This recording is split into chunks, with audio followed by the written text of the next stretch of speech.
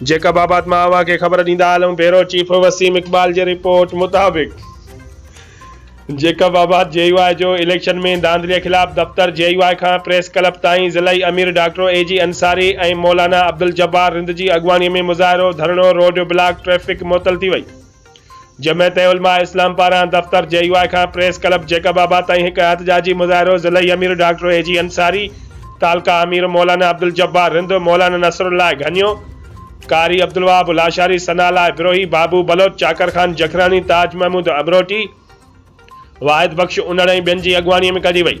मुज़ाहिरीन जे हथनि में बैनर ऐं प्ले कार्ड हुआ जिन ते रिंगिंग नामंज़ूर, झरलू इलेक्शन नामंज़ूर जहिड़ा नारा लिखियल हुया।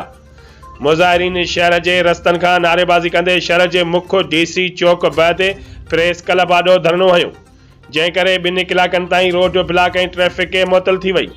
उन मौक़े ते मुक़ररीन तक़रीरुनि में चयो त मुल्की तारीख़ जी बदतरीन धांधली थी आहे।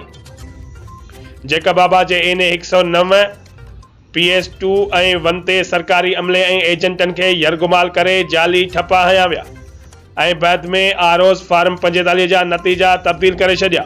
उन्हनि चयो त पंहिंजो मैंडेट वापसि वठण ताईं एहतजाज जारी रहंदो।